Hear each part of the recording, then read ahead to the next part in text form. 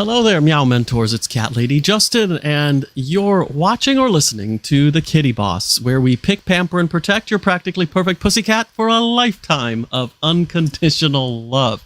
So, as you know, once a month we do a catch-up with Dr. Rachel Geller, one of the world's foremost cat behaviorists. So, without further ado, I'm going to add her to our live stream, and welcome to Dr. Geller for a Midsommers CATch Up. I called it that because I didn't want to say summertime catch up. We already did that. So it's a Midsommers because it's July catch up. How are you?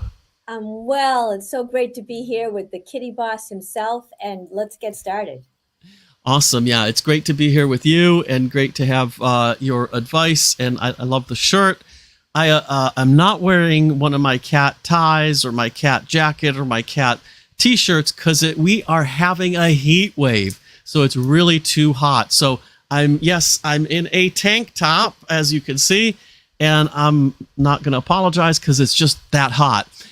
I also will apologize, though, if there is a slight hiss noise in the background. If there is a slight noise, I have my fan on and I will not be turning it off because it really is that hot. We've never had 100-degree temperatures in the United Kingdom. We have them now for a couple days. I think Wednesday it's going to drop back down to 70, but that's the UK for you. And so for whatever reason, it's extremely hot today. So I'm going to keep this on, hope my system doesn't overheat. And I did put in a little cat pin in my collar just for you. So hopefully that's adequate. And without further ado, I think I have some food on my chin. I'm just seeing a video. What is that? Oh no, I cut myself shaving this morning. So You never know what you're going to get on the Kitty Boss show. yeah, exactly. You never know what you're gonna get, and it's always a surprise. And anything is possible. But we are in a heat wave, so it's a Midsommer's catch up. And so I think what we will do is talk again about all of the issues surrounding the heat, hydration, the summer. However, let's also talk about fireworks, because in many countries, in the United States, we just had the 4th of July. In France, because I'm half French, remember, we just had le 14 juillet, 14th of July. And in many countries around the world will be celebrating their Independence Day over the next few months. I know India has one coming up in a couple months, so it's still a ways away. It'll still be hot there, and several other countries also. So fireworks will, I guess it's not just 4th of July, it's kind of started the fireworks season. And then there's not just the big fireworks that the neighborhood or the city is, detonating. It's also the neighborhood fireworks. It's also your neighbor with his bottle rocket or whatever that does the little thing. And all of those things are alarming to most cats. Very few cats are tolerant of those things and just chill with it. So let's talk about that in addition to all of the issues surrounding heat, because I'm very mindful of that. I know what you're thinking, get an air conditioner. I did for Emily, and it's upstairs in the bedroom where she spends most of her time and enjoying the air conditioner. But I've never put one in the office here because I've never needed one. It's never been this hot. Plus, I don't really need it, but I may invest in another one just because of this heat and the technology. So, Dr. Rachel, fireworks. So How was your 4th of July? My 4th of July was very fun. We did go to the above mentioned fireworks and had a nice time. But as you said, fireworks, they might be fun for us, but many cats find them very scary and they become very distressed. And as you said, I think summertime is a season where once the 4th of July goes by, people seem to enjoy putting them off in their own neighborhoods and their various other celebrations and so forth. So it's definitely good that we sort of revisit this topic. So there's kind of like the basic safety things for fireworks, but there are also ways you can get your own cat used to fireworks for the next year. So why don't I start off with that? Because if you start working with your cat now, you can sort of desensitize your cat to that noise, which will be very helpful. So Definitely. yeah. So let's start at the very beginning. It's a very good place to start. like our friend Julie Andrews said. So let's start there. So how can we get our cats acclimated or tolerant, or at least not panicking? Yes. And again, like I'm going to use the word that you just mentioned, tolerance. We're going to get our cats tolerant of the noise. Note, I'm not saying gleefully embrace and be really happy about it, but we're going to get them to the point that they don't take off or try to run away or try to get out of a window, or, things that can be really dangerous for cats. So the best way to desensitize your cat to any noise, such as the fireworks, but this works for vacuum cleaners and things like that too, is to create an audio. You can use your iPhone, of the noise of fireworks. Any type of banging noise will suffice, and create an audio of that. Then what you want to do is start off very slowly. Perhaps let your cat listen to just a few seconds of the noise and then shut it off. And then what you're going to do is work your way upwards from there. So you'll gradually, as the cat gets used to the noise, play it a little longer and play it a little louder. So each day you'll add a teeny little bit to the sound that you're trying to get your cat used to, in this case, fireworks. But like I said, it works great for vacuum cleaners and dishwashers and any kind of noise in your house that may make your cat nervous. So play that recording of the banging. If you have recordings of actual fireworks, start off just a little bit. When you see your cat doesn't seem to mind that level and that length of noise, add a little more time, add a little more volume, and keep working up to the point where you can get that cat to not be afraid and run away to, say, 30 to 45 minutes of noise. And that is really a terrific way to get your cat used to the noise. And if you start doing that now, by next year's July 4th or any other summer holidays where fireworks seem to be present, that by then the cat will be more used to that noise and will tolerate it.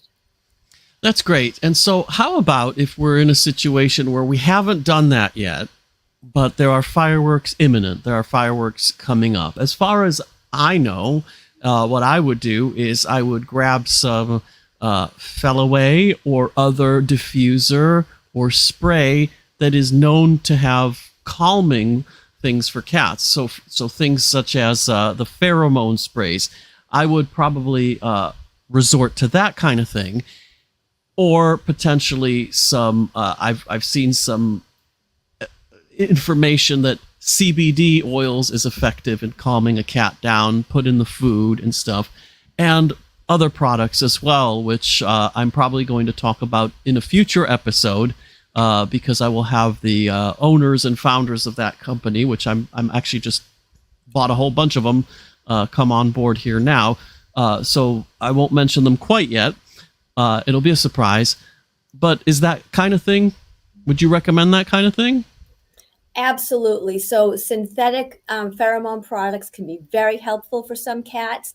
They have a calming effect, and they work by tricking the cat into thinking that he's already marked this area or this environment or whatever as a friendly, feel-good space. So if a cat is distressed, it's always very comforting for that cat to feel like this area is a friendly, feel-good area for the cat. So synthetic pheromone products are definitely helpful. And a lot of people use the diffusers, but I find a lot of people aren't aware that it also comes in a spray form. And the thing I like about the spray is you can directly target a certain area that your cat likes to hide. So if your cat tends to be the type to run under the bed when she's scared, or she goes to her favorite little napping place or her cat bed, she has her places that she likes, you can directly target that area, which is very, very helpful to the cat too. Oh, that's really interesting. So because they're kind of expensive. So if you can't afford the diffuser, which is an investment, then you can always get the little spray and make do with that. And those are effective. We did have a comment somebody just made, and I apologize. I don't see who it is. Normally, I think what you have to do is click on accept on the little stream post, because all I see is that you're on Facebook. So you're one of our people, one of our Meow mentors in our group, the Kitty Boss, or potentially just on the page, the Kitty Boss page, one of our Meow mentors on there. But I can't identify who you are specifically, but I'd love to find out more, because that's pretty rare. A cat that doesn't react at all to fireworks, with the explosions are going off and the cat is chill as you know what. I've actually never had a cat like that. And I'd be curious to know if you did anything, or if the cat just kind of naturally was born zen that way. But anyway, we just had that comment. Yes. Yes. I agree. She's very lucky if her cats don't react at all. But, you know, I do these shows and interviews all the time, and invariably somebody will say, my cat never does that, or oh, my cat loves a covered litter box, or, you know, all the Oops. that is, you know, there's one in every crowd, or, you know, there's an exception to every rule. So if in your case your cat is not afraid of fireworks, you're lucky, and just go ahead and enjoy the show. But, you know, so many cats will try, they'll be so startled that they'll try to jump out of a window or bust through a screen, or, you know, zip out when the door is open. And actually more cats are lost on July 4th than any other time of the year. So always best to make sure your windows are secure. You have window locks on all of your windows. You've checked your screens. You made sure a door isn't inadvertently left open, and so forth, because some cats are so highly reactive to the stress that noise can cause that they'll just run. They're not going to think it through. They're just going to run. So it's really up to us to make sure our, you know, if we have our windows open, we really want window locks on those windows so they can only open up 2 to 3 inches. And we really want to make sure that there are safe hiding places for that cat to retreat to, because she's going to need to feel safe and secure until the fireworks are over. Yeah, exactly. And so it's a good point, though, almost as a sidebar, that with any of these things that we discuss, cats are living creatures. They're not machines that were made in a laboratory. So there are always going to be exceptions. Nothing that we ever talk about here today, or on any episode, or on any thing that we post on the groups, are going to be 100%.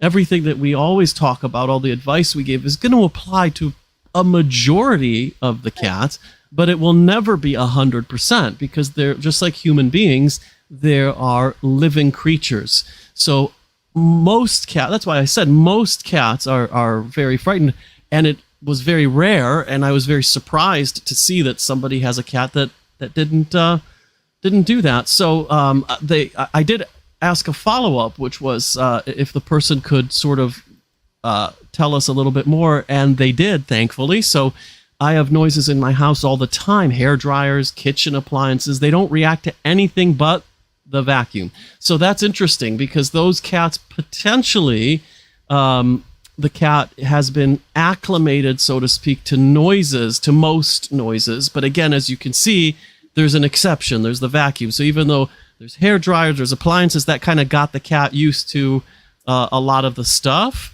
What you see is that the vacuum is still an issue with the cats. So it's really interesting, because I've even seen videos on YouTube and other things where cats are being vacuumed themselves with a little attachment to get the fur out. So it's really, really interesting that you mentioned that. That's really cool. So thank you for sharing that. That's a really, really amazing thing. So I don't know if you did that by design, probably not, but perhaps by accident they kind of got used to all these different noises, and then the fireworks aren't a big deal. Or perhaps the cats are just naturally courageous cats, or maybe it's just your energy is just fantastic, and you just have this, you radiate this calming energy around you, and so your cats feel safe all the time. So I find that really, really interesting. But it is a rarity. I've never owned a cat in my entire life that's been cool with fireworks. Nor do I know anyone, except now. This is the first person I've ever met who's got a cat who is chill about fireworks. So if you have time to answer a follow-up, it would be that did you do this by design? Did you acclimate them? to these noises, or is it just kind of natural in your environment to have these noises? And then the cats got acclimated because they were born into it, and you brought them in as kittens, and they just the noises were always there. So if you have time to answer that, if you're still on, I'd love to know. Yeah, that is fascinating, because especially the thing with fireworks that so many cats find scary is it's very intermittent. They never know when that next loud bang is going to come. So it's almost easier for a cat to get acclimated to, say, a hairdryer than it is a firework, because it's so random and intermittent. But, like you said, just like people, every cat is different. Some are braver, some are more shy, some can get to that point where they tolerate the fireworks. Others have a very hard time with it. So, and maybe like she said, she's always used a hairdryer, always used certain appliances. So the cat sort of grew up in that environment. So the fireworks may not be a huge, big reach for them, but it's funny that out of all of those things, the cat still doesn't like the vacuum, because that's the biggest thing I get as a cat behaviors in terms of getting cats used to noise. The vacuum is like the number one thing that cats are very aversive to. Yeah, and my cats are think so much myself either, so I can kind of understand that. Yeah, and you know what? I don't like fireworks either because of that unpredictability. So these natural noises that have been in your environment, they probably just got used to them. Yes. The vacuum's an interesting one, because my cats, even though they hate fireworks, they'll hide under the bed, is what they do. The vacuum isn't that big of a deal for them, so they'll sit there and they'll watch the thing, and they'll look at it like a curiosity. They don't like it, so once it gets close to them, they get out. But they're not freaked out as soon as the thing switches on, as soon as it arrives in the room. Like the general habit that we have is, I'll vacuum the ground floor first. I have 3 floors, so I vacuum down there first, and they'll go chill out in the living room. And then when I come in there, they're sitting there looking at the vacuum, and they're like, "Well, what's that? It's making a noise. Is it hissing?" I don't know what they're thinking, but they're looking at it and observing it. And then at some point, they just, as soon as it gets close to them, that's when they bolt out the door. And I think it's probably because they think I'm gonna like vacuum them or something. Our friend here, who again, I apologize, I'm not sure who you are because all I see is Facebook user, says they don't mind the vacuum noise. They're scared of the machine. That makes more sense. I mean, maybe that's what mine are. It's not the noise that's freaking them out. It's more like once that machine is arriving close to their space, that's when they're like, "Oh no, thank you." And then out they go. But that's really interesting. So in other words, I think what's happened here is they were acclimated to all of these noises that have been in the environment from the beginning, and so fireworks is just another noise. But the machine is what they don't like, because it's probably large and intimidating, and whatever reason they just don't like the machine itself. But the noise isn't the problem; it's the machine. So now it's all making sense. Is that these cats have grown? These four cats have grown in an environment that's always been noisy or have these noises in it. And so that's probably a good thing, I guess, because that's gotten them tolerant of noises. Right. And if you're someone who doesn't use a blow dryer, I mean, I don't use a blow dryer, and you probably don't use a blow dryer, so that's another noise they don't. Right. So so it does. It totally makes sense. So and to that, I'm really glad that person wrote in, because I'm always interested in hearing, about people's cats and their tolerance levels for different things that, many cats might find such and such noisy or scary, or, they'll head for the hills, and then other cats, for whatever reason, that's okay. But then another thing that you would think, well, gee, that doesn't make sense that they don't like this, but they like that. So I always find that fascinating. So thank you to the listener or the viewer who just wrote in. That was fun. Yeah, it's really cool and really interesting. And so, like when it comes to noises, my cats are sensitive, I think, to noises. So fireworks they don't like. I don't have a hair dryer. I don't use. I mean, can you tell? Hair is not like.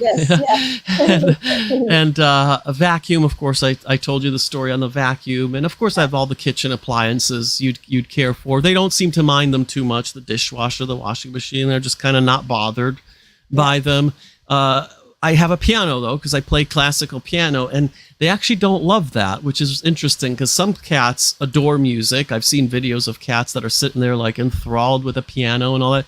My cats don't like the piano. They get kind of freaked out by that thing, and I almost feel insulted. Like, am I not practicing enough? And it's like, no, they don't like it. But then when I sing to them, okay they like that. Yeah. Interesting. Well, I also play the piano, so something I don't think we knew about each other. All right. And my cats like it; they enjoy it. But I think the thing with the vacuum cleaner, as opposed to appliances, I mean, a washer or dryer or washing machine, they don't move. But I think some of the thing too with the vacuum cleaners, if you think of someone like kind of moving it back and forth, it can sort of have a herky-jerky, unpredictable motion. And a lot of cats really dislike when things are not predictable. So that might factor into it too. Yeah, and I mean, to be fair, I'm a bit like that too. I don't like things that are unpredictable, and fireworks, you'll never know when it's going to go off. I'm sensitive to that. So if the cat is, so be it. But that's really interesting. So another issue that I think is really important to reiterate at this time, and I actually posted it on my neighborhood WhatsApp group, which we have, because a lot of my neighbors have cats. I live on a very cat-heavy street. I think only 2 of them have dogs. The rest, like 10 neighbors, have cats on this street. But I said, these 2 days of extreme heat that we're having today and tomorrow, consider keeping that cat inside, even if it's an outdoor cat, because 2 things. Number one, the pavement, the sidewalks, get extremely hot. And even if you have a dog and you happen to be listening to this, it's not very safe for their paws. And lots of dogs and cats will get burned on the sidewalk if they wander on too much. And the other thing is the hydration and stuff. I find cats are not great at self-regulating their hydration levels. They will let themselves get very dehydrated. I have to trick my cats into getting more liquid into their diets. Like I have bowls everywhere. Yeah. They don't like fountains. So I know some cats adore the running water. My cats don't go anywhere near the fountain. But so I add extra water into their wet food, which is something the vet told me to do, so that especially Charlotte, she gets more water. Otherwise she'll be dehydrated. So let's talk a little bit about hydration and heat and how important that is right now. Yeah, so we are also in a heat wave, so this is perfect timing for this topic. But in terms of the hydration, that's what I also suggest to my clients, is just to add water to the wet food. The wet food will absorb it. It won't change the taste. It'll still have the same palatability to your cat. So adding water to the wet food is a great way to trick your cat into getting more moisture if she's not a big drinker. Sometimes even adding some ice cubes to their regular bowl of water can help too, because that difference in temperature, sometimes the cats find that enticing. And as the ice melts, it's creating kind of some subtle movements in that water. So sometimes I find adding a couple of ice cubes to the bowl of water will help the cat drink more as well. But if your cat is really, feeling a little distressed, you can tell the cat is getting a little lethargic, from the heat. I have a few little tricks that I like to use for cats who are getting overheated, in the summertime. And first of all, like you said, definitely bring the cats inside. And running the AC is great. Some cats, believe it or not, are afraid of the noise of the air conditioning, and the same with fans. Some cats find the noise of the fan a little scary. So some people might have to work harder than others to keep their cats cool. But one thing I really like to do is use ice cubes to play with my cat. So I'll toss the ice cubes around and let them play with the ice cubes. And to your point about the hot pavement on the cat's paws, cats do absorb a lot of heat from their paws. So when they're playing with the ice cubes, it cools down their paws, which feels very, very good to a cat. You can also get an ice pack or even some frozen vegetables, wrap them up very well in a blanket or towel and put them on your cat's favorite napping spot. Or you could take those frozen veggies or ice packs and put them underneath the cushion in one of your cat's favorite beds. So this way, when they lie down on something, they'll be lying down on something cool, and that feels really refreshing to the cat. At night, I put dry towels in my freezer. So the next morning, I can pet the cat with a nice, chilly, cool towel, or place that towel on the floor for the cat to lie on. And a lot of cats really like that. A last little trick is, and you can put canned wet cat food in those ice cube trays and freeze that and feed your cat that way. So as your cat is eating, she's cooling down. And you can throw in some water into that wet cat food as well, put it in the ice cube tray so they're getting the cool wet food and more water at the same time. So there are little ways, we can kind of keep our cats cool. AC and fans, of course, are the easiest and the number one method. But if you don't have air conditioning, or you don't have it in every room, or, to our prior topic, my two cats right now are afraid of the fans. So the fans are out. So I have to resort to sort of other, clever ways and tricky ways to kind of get my cats to stay cool. One thing, don't overly worry if your cat seems to be lying around a little bit more, as long as she's not, really showing signs of distress, like drooling or, really, really lethargic. Cats are pretty good at conserving their energy on their own, so they will feel better in the hot weather. So if you see your cat lying around a little bit more, she's doing what a cat will do to stay comfortable and just conserving that energy. Yeah, and certainly mine are both doing that, lying around like lions in the desert. They're just being lazy, but they're also conserving their energy and their heat, so they're not overheating themselves. So I'm not too concerned about that. But you're right. If we see signs like drooling or excessive panting or things that cats are not normally known to do, that's when we should, worry. I do have a fan that the cats don't mind so much, and it's a Dyson Airblade fan. So I don't know if you've seen it. It's this round thing. There's no blades. There's nothing inside. So it's perfectly safe for children, for cats, whatever. You can stick your hand through it, and it produces a good amount of wind. And so I have that, which seems to work well for the cats. And then the air conditioner, they don't mind so much. Well, I say that. Charlotte doesn't seem to mind it so much, but Emily's been kind of going under the bed at night, so she minds it a little bit, but not that much. So I think it depends on the cat, but I kind of weigh up the things and the comfort levels, and sleeping in a 95-degree room would be uncomfortable for myself, so I just kind of put the fan on. Charlotte just plops herself on the bed, and then Emily goes under the bed, and hopefully I can entice her out with some treats or something. But she doesn't seem too into the air conditioning unit. Yeah. Although that said, during the daytime she doesn't seem to mind it so much, because she sits on the floor on her favorite little wool bedding type of thing on the floor in the air conditioned room, so not under the bed. So it's kind of, Emily's kind of weird like that. So sometimes. But yeah, so that's good. I didn't know any of those things about the ice cubes or all that kind of stuff. Those are really, really cool tricks to try and keep the cat cool and keep it hydrated. I also seen they sell them and these cooling mats. Mm-hmm. And I've got some friends who got them, and their cats love them. My cats are not into them. So as warm or hot as they are, they see the cooling mat, they don't go near it. So it's another one of those gimmicks, another one of those things that, again, works for some cats. Some cats love it, and other cats just kind of, whatever, which is why I'm always hesitant with buying them more stuff and toys. It's like a lot of the times they could care less, or they like the box better than the toy or whatever. So I try to stick with the basics when it comes to that. Now, we talk a lot about play. Oh, sorry. Go ahead. I was going to say one other thing when you was mentioning about the cooling mats. If your cats don't like the cooling mats, you could try just dipping a towel in cool, wet water, maybe just dabbing the cat with that. Some cats will tolerate that too.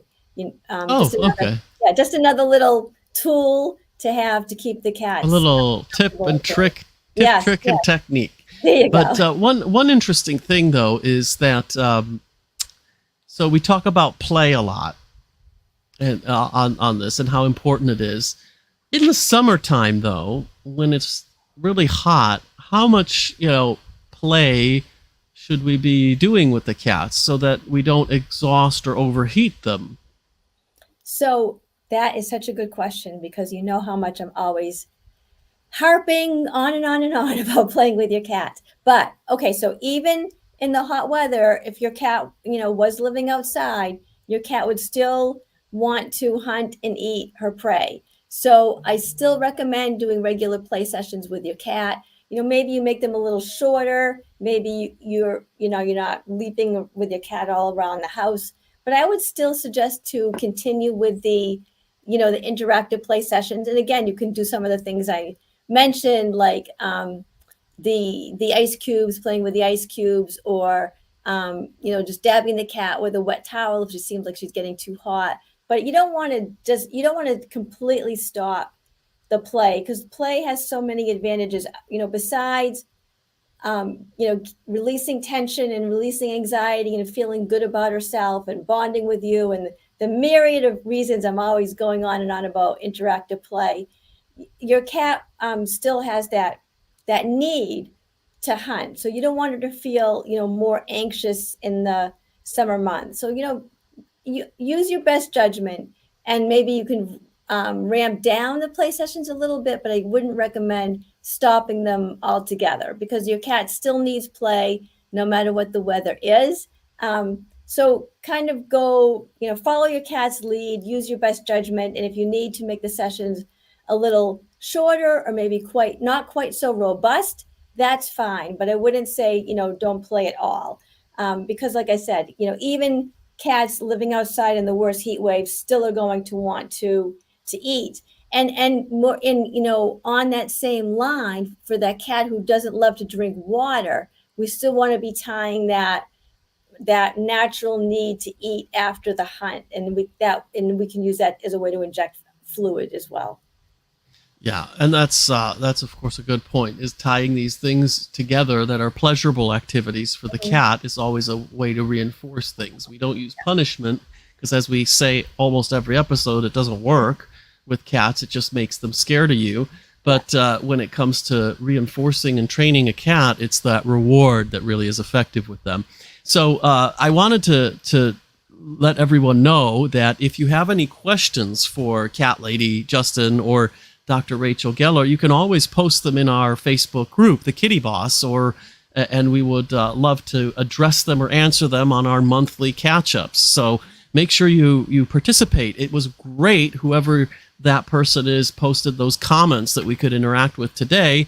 So if you have questions that you'd like to ask about cat behavior or anything to do with cats, please go ahead and do so in there. We might address them live right there on your question, or we might wait and address them on one of our monthly catch-ups. I mean, we have plenty to talk about without questions, but it would be nice to, address actual live, Meow Mentor questions that people are actually having and experiencing in the moment. So I think that's, I just wanted to say that as a sidebar as we were talking, because I think it's really great to have a little bit of interaction like that.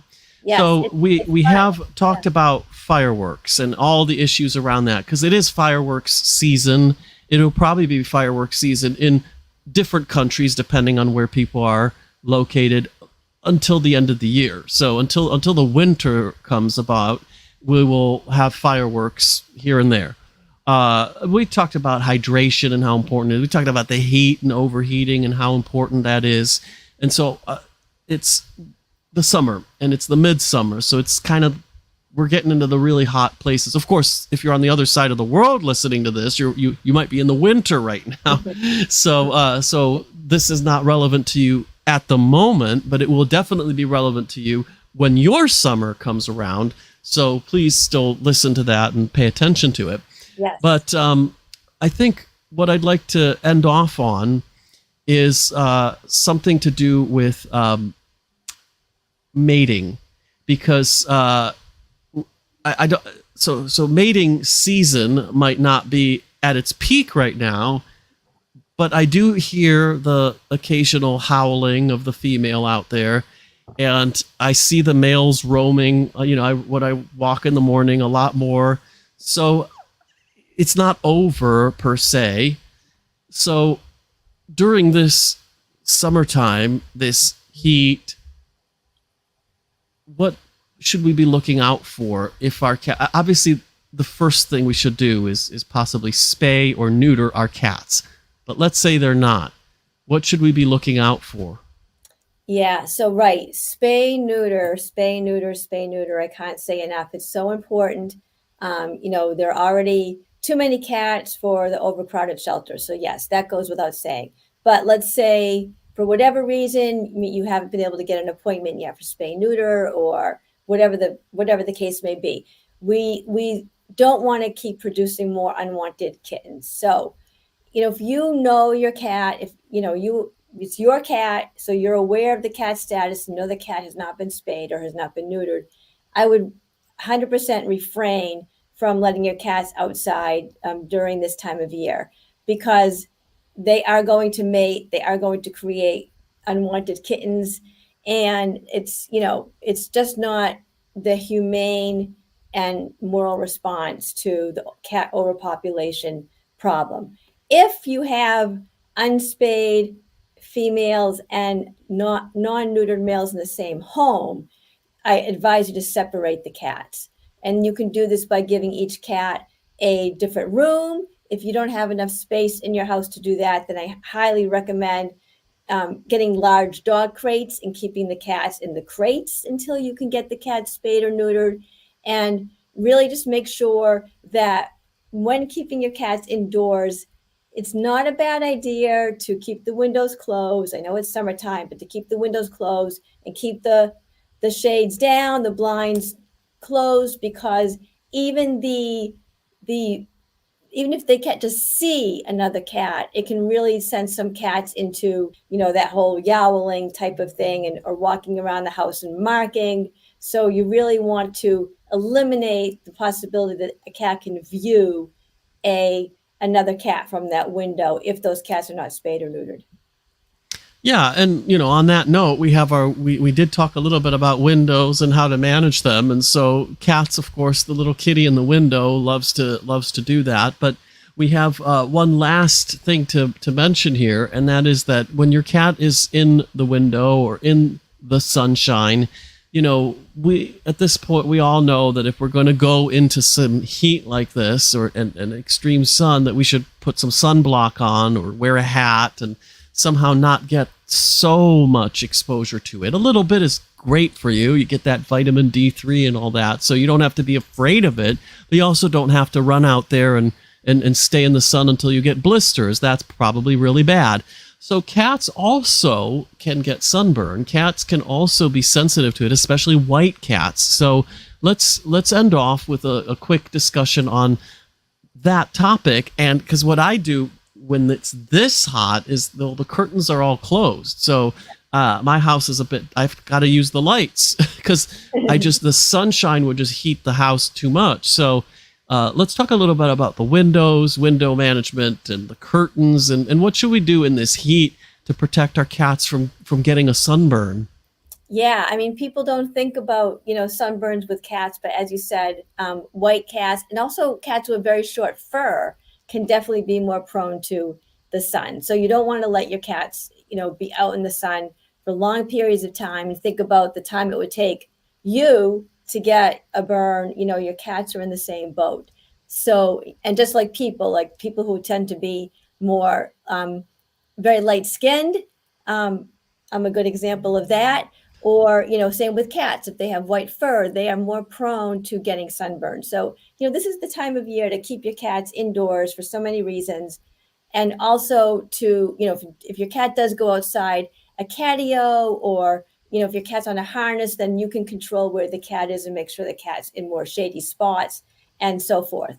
In terms of the windows, this is a high priority topic for me, because as a cat behaviorist, I've become aware, so many times over the summer of, people losing their cats, people's cats getting afraid of the fireworks or a loud noise, or they see an outdoor cat. And what happens to cats is when they can get so highly reactive that their good kitty judgment goes right out the window and they just react without thinking. So it's not like your cat wants to get lost or wants to escape.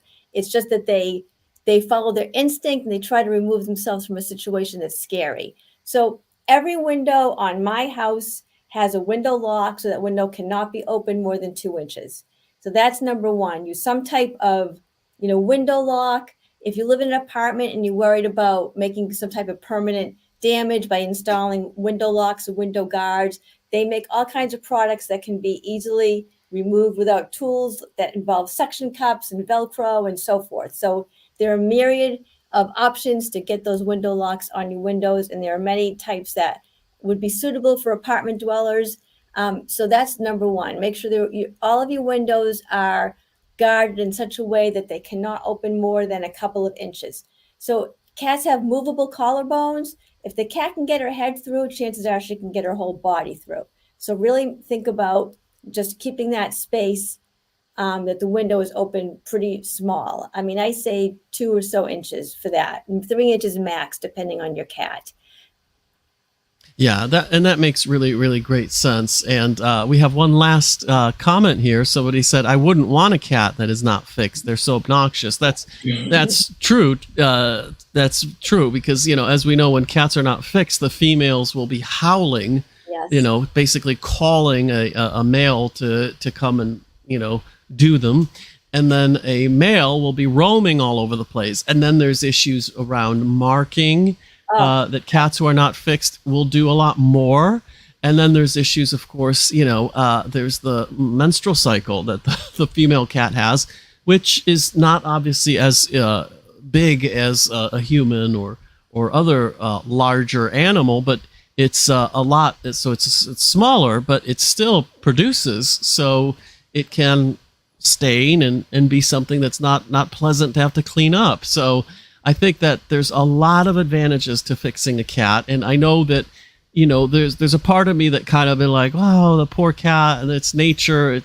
But then really, if you talk to a lot of vets, and I've talked to enough vets, you realize that it actually also reduces their risk of cancer it significantly. Yes. And that to me is enough. If I can reduce the risk of my cats contracting a kind of cancer, that's great. And then if they can't have kittens, well, do you know what? There's already, like we said, far too many cats who need a home right now. Yes. And then there's the behavioral issues that happen during mating season and that really drive some people nuts. So best not to wait too long. Obviously, you can't do it too early, but you don't want to wait too long to get that cat spayed or to get that male cat neutered. And it's better to do it. But yes. like we said, if you haven't, just keep in mind the advice we talked about today. Yes. When you think about so many things that happen with cats in terms of aggression that have to do with territory, neutering that male cat will go a long way to reducing all of those issues. And, what that viewer just said, about the behaviors. I mean, they can be very difficult to deal with when you have an unspayed female cat yowling, and all of a sudden you have every tomcat in the neighborhood on your porch, or you have the male cats marking the household, even unspayed female cats will mark, and the health. There are so many health benefits as well. So it's just so important. I mean, there are, if anybody really wants a kitten, there are many kittens at shelters right now waiting to be adopted. So that no reason to not spay or neuter your cats. Yeah, for sure. And like, mine both are, and they're, I'm sure, much healthier, yes. much happier, much calmer, because they don't have to worry about that yes.